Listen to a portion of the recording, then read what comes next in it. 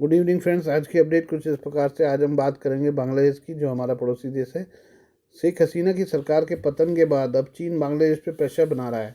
Report के मुताबिक बांग्लादेश के सरकारी स्कूलों की किताबों में अरुणाचल प्रदेश को भारत का हिस्सा बताने पर चीन ने गहरी आपत्ति जताई है। बांग्लादेश में किताबों के अलावा सर्वेक्षण विभाग की वेबसाइट पर मौजूद कई मानचित्रों को लेकर भी चीन ने आपत्ति जताई है। बीजिंग ने बांग्लादेश से कहा है कि दो पाठ्यपुस्तकों और वेबसाइट पर अरुणाचल प्रदेश और अक्साई चीन को भारत का हिस्सा गलत तरीके से दिखाया गया है। चीन ने कहा है कि ये दोनों हिस्से ऐतिहासिक रूप से उसके हैं, जिसके बाद सवाल उठ रहे हैं कि भारत के खिलाफ एक के बाद एक फैसले ले रही मोहम्मद यूनुस की अंतिम सरकार क्या किताबों में बदलाव करेगी। चीन ने बांग्लादेश से यह भी कहा है कि हांगकांग और ताइवान को भी चीन के हिस्से के बजाय गलत तरीके से अलग देशों के रूप में दिखाया गया है। डिप्लोमेटिक सूत्रों ने पुष्टि की है कि चीन ने नवंबर के अंत में बांग्लादेश से इन मुद्दों को ठीक करने को कहा था। चीन ने इस बाबत बांग्लादेश की सरकार को चिट्ठी लिखी थी, जिसमें पाठ्यपुस्तकों और सर्वेक्षण विभाग की वेबसाइट में मानचित्रों और सूचनाओं को ठीक करने का आग्रह किया गया था। रिपोर्ट के मुताबिक इसके बाद दोनों देशों के बीच चर्चा हुई है, लेकिन चीन ने बांग्लादेश के अनुरोध पर इस मामले में फिलहाल दौर डालने से कुछ समय तक परहेज करने का फैसला किया है।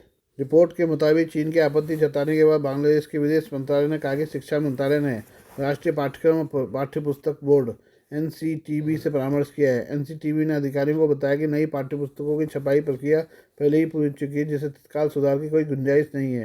इसके अलावा बांग्लादेशी विदेश मंत्रालय ने चीन को यह भी बताया कि ऐसे संशोधनों को अचानक से लागू नहीं किया जा सकते हैं। फिलहाल बांग्लादेश ने चीन से इस समय मुद्दे पर जोर न देने का अनुरोध किया है, आश्वासन दिया कि उचित समय पर समाधान की तलाश की जाएगी। लिहाजा सवाल उठ रहे हैं कि क्या आगे जाकर बांग्लादेश अरुणाचल प्रदेश को चीन का हिस्सा बताने वाला है। सूत्रों से पता चलता है कि चीन ने जिन मानचित्रों को गलत बताया है, बांग्लादेश में लंबे समय से उन्हीं का इस्तेमाल किया जा रहा है। एक्सपर्ट्स का मानना है कि बांग्लादेश में बदलते हालातों का चीन फ़ायदा उठाने की कोशिश कर रहा है। मोहम्मद यूनुस के प्रशासन पर प्रेशर बनाकर चीन किताबों में बदलाव करवाना चाहता है। खासकर भारत के साथ बांग्लादेश के मौजूदा तनावपूर्ण संबंधों का फ़ायदा उठाना उसका मकसद है। बांग्लादेश में चौथी क्लास की मदरसा की किताब बांग्लादेश विश्व अध्ययन में एशिया के मानचित्र में अरुणाचल प्रदेश को भारत का हिस्सा बताया गया है।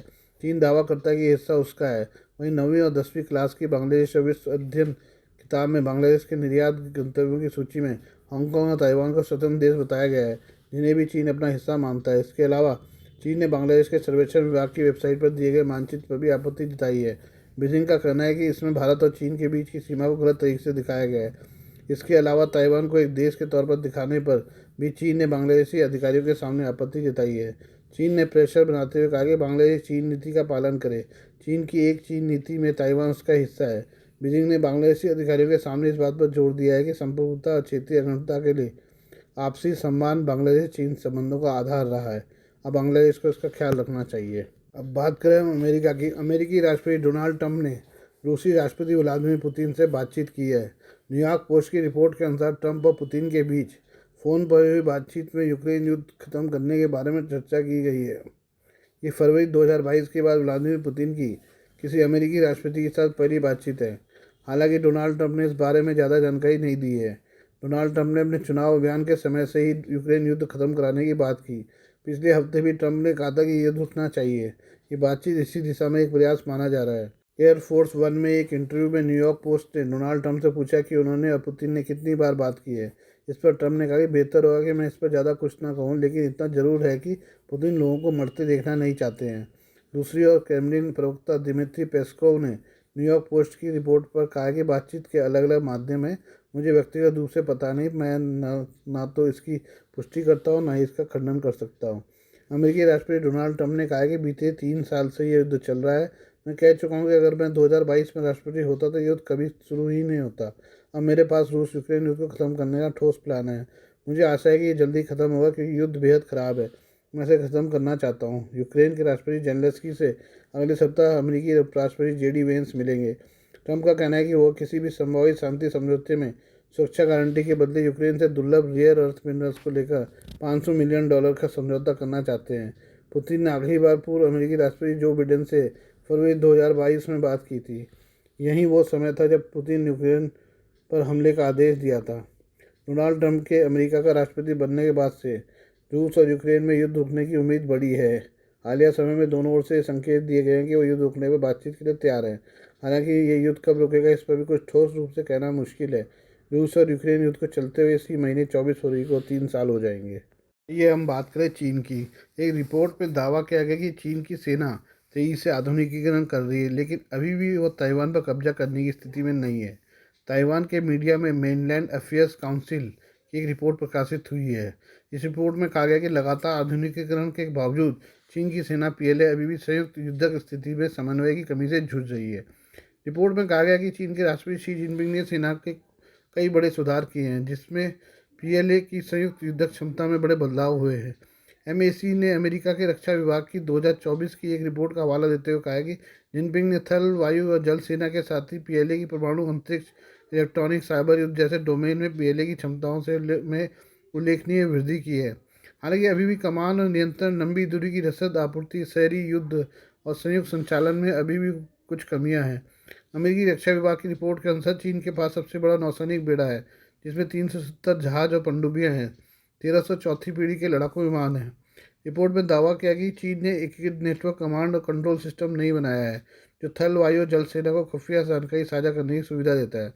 अमेरिकी रक्षा विभाग की रिपोर्ट में कहा गया है कि चीन ताइवान पर हमले को लेकर लगातार युद्धाभ्यास कर रहा है, लेकिन फिलहाल उसके ताइवान पर हमले की उम्मीद नहीं है।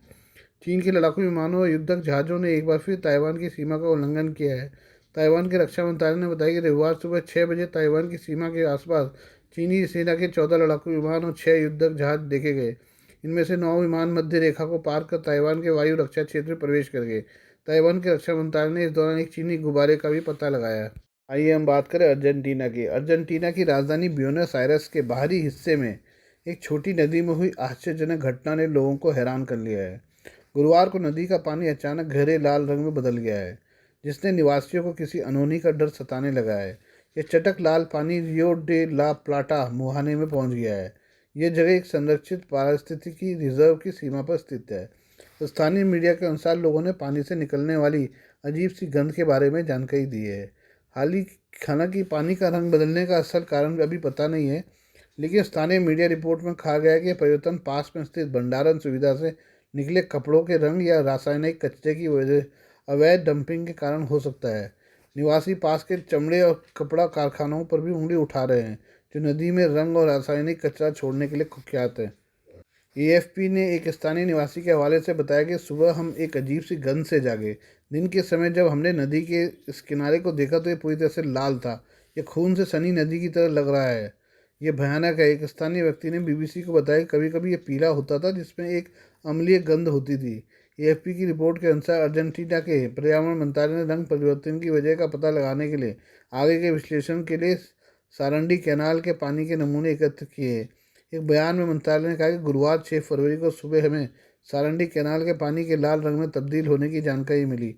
हमारी मोबाइल विश्लेषण प्रयोगशाला को उस क्षेत्र में भेजा गया और रासायनिक विश्लेषण और तरल क्रोमेटोग्राफी के लिए 2 लीटर पानी के नमूने लिए गए, ताकि पता लगाया जा सके कि रंग परिवर्तन के लिए कौन सा कार्बनिक पदार्थ जिम्मेदार है। ऐसा माना जा रहा है कि यह किसी प्रकार का कार्बनिक रंग है। बात करें भारतीय छात्र जो अमेरिका में हैं। भारतीय छात्रों के लिए अमेरिका जाना, वहाँ पढ़ाई करना एक सपना रहा है, लेकिन इन दिनों ये सपना एक बुरे दुस्वप्न में बदल गया है। दरअसल डोनाल्ड ट्रंप ने अमेरिका की सत्ता संभालने के बाद आव्रजन नीति पर कड़ा रुख अपनाया है। इसके चलते अमेरिका से अवैध अप्रवासियों को हथकड़ी बांधकर निर्वासित किया जा रहा है। इसी का असर है कि अमेरिका में रह रहे भारतीय छात्र पार्ट टाइम नौकरी करने से बच रहे हैं, और जो पहले से पार्ट टाइम नौकरी कर रहे थे वे या तो नौकरी छोड़ रहे हैं या फिर डर के साए में जी रहे हैं। डोनाल्ड ट्रंप के सत्ता संभालने के बाद से वीज़ा अस्वीकृति बढ़ी है, और साथ ही अमेरिका में कार्यस्थलों पर अप्रवासियों की जांच और पूछताछ भी बढ़ गई है। यही वजह है कि अमेरिका में पढ़ाई करने की सोच रहे कई भारतीय छात्र अब फिर से अपने फैसले पर विचार करने को मजबूर हुए हैं। पिछले 1 साल से भारतीय छात्रों को अमेरिका द्वारा जारी किए गए F1 छात्र वीज़ा की संख्या में उल्लेखनीय गिरावट आई है। अमेरिकी विदेश विभाग के आंकड़ों के विश्लेषण के अनुसार जनवरी से सितंबर 2024 तक 64,008 भारतीय छात्रों को वीज़ा दिया गया, जबकि 2023 में इसी अवधि के दौरान 1,03,495 वीज़ा जारी किए गए। इसी तरह 2023 की तुलना में 2024 में भारतीय छात्रों को जारी किए गए वीज़ा में 38% की गिरावट आई है। भारतीय छात्र अमेरिका में सिकुड़ते जॉब मार्केट को लेकर भी चिंतित हैं। अमेरिकी कंपनियां अब स्थानीय लोगों को प्राथमिकता दे रही है। अमेरिका आव्रजन प्रणाली भी अब अंतर्राष्ट्रीय छात्रों को दरकिनार कर रही है।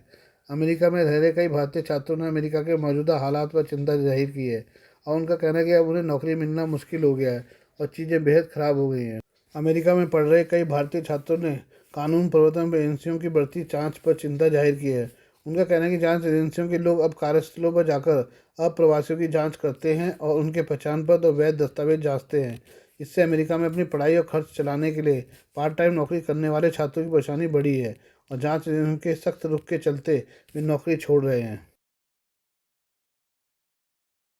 Please do like, share, and subscribe this channel of mine, news, views, and analysis by Prakash.